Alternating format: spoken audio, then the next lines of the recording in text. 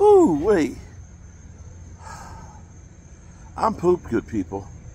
Mark Holmes here, and as always, I want to say thank you all for watching, commenting, subscribing, and being part of the Joe Boo Sports Report. Without you guys, as well as you ladies, you know that this literally does not work. Hope everybody's having a great Thirsty Thursday. It is week number 2 of the NFL season, and we'll be live tonight watching the Buffalo Bills and the Miami Dolphins.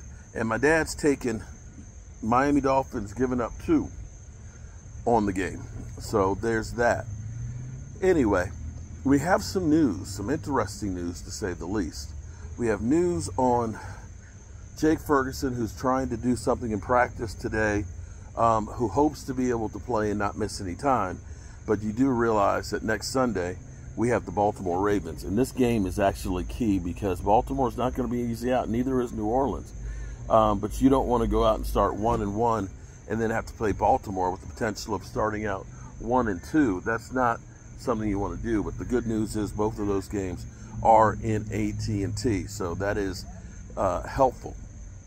Beyond that, the other thing we're dealing with is if Jake Ferguson can't go, what is our game plan without Jake Ferguson? Well, here's the good news for the Dallas Cowboys, and maybe the bad news. Maybe we let Peyton Hendershot go a little bit too soon, because it would be nice to have him, who's played some time with the Cowboys and so on, still on the roster. But, you know, this is the game or the chances you take, you know, with football. You don't know who's going to get hurt and who's going to stay healthy or any of that. But what the Cowboys will do is, like we're doing running back by committee, it'll be tight end by committee.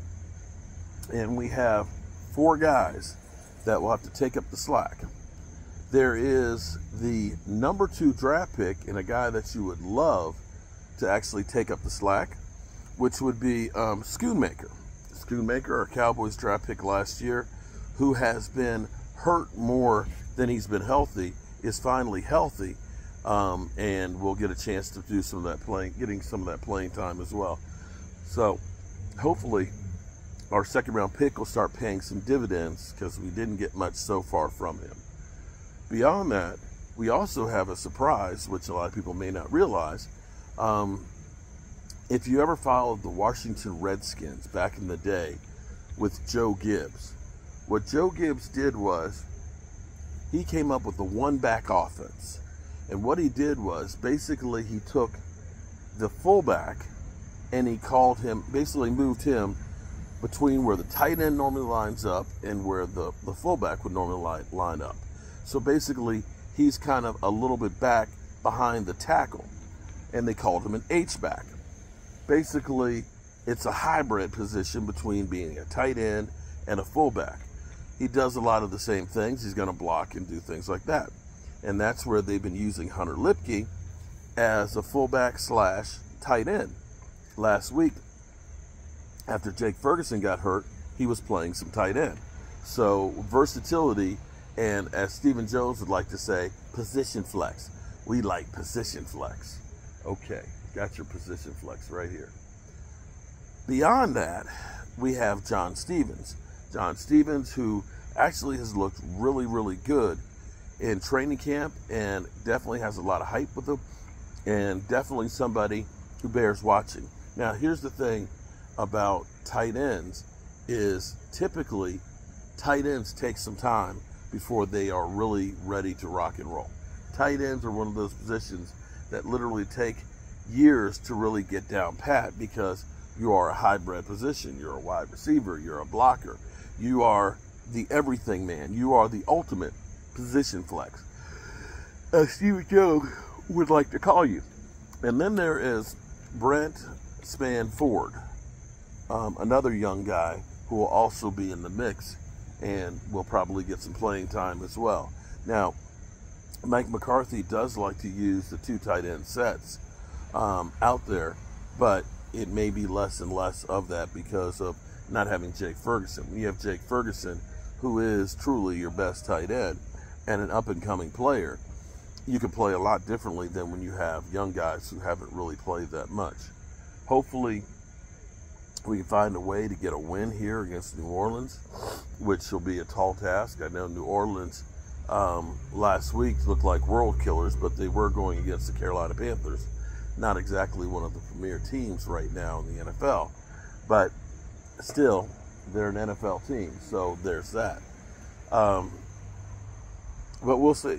It may end up being that we do more 3 and 4 wide outs sets as opposed to a lot of tight end sets to try and get through it. But then again, maybe these young guys start stepping up and giving you a little bit more than what you expect.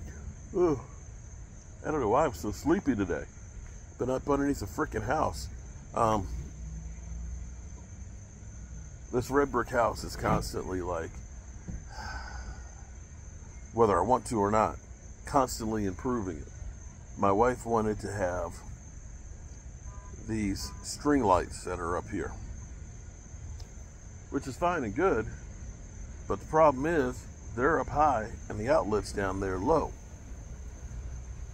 And you don't want to run an extension cord past the door. So I had to go underneath the deck of the porch up underneath here, where there's a GFI circuit, and run a new circuit up under the house, come up inside of that column and set an outlet up there and put a switch on the other side, so that way you can go out and what used to be the screened in porch and maybe get screened in again, because these damn bugs are hell. But you got a switch to turn them on and off from there, which should make Mama happy until she finds something else that she wants. But you know the old saying, if Mama ain't happy, ain't nobody happy. All right, good people. I hope you guys tune in tonight. We'll start about 8:15 before the kickoff of the live stream, and we'll check on and see if there's any other news. I'm assuming that at the moment Shannon Sharpe still has a job. I watched him and his nephew on their stream last night, and it didn't. He apologized, but it was more jokes than anything else. I'm not sure that it qualifies as a big apology. And I've had people sharing with me some clips that Shannon Sharpe was fired, but some of the clips that I've seen were from a parody site, so you can't. That was clickbait. But yeah, it'll be interesting to see what ESPN does with that one. All right, you good people, go in here. Actually, I got to go over here and paint these window screens again. Ugh, to flip them over. The work is never done. All right, people, peace out.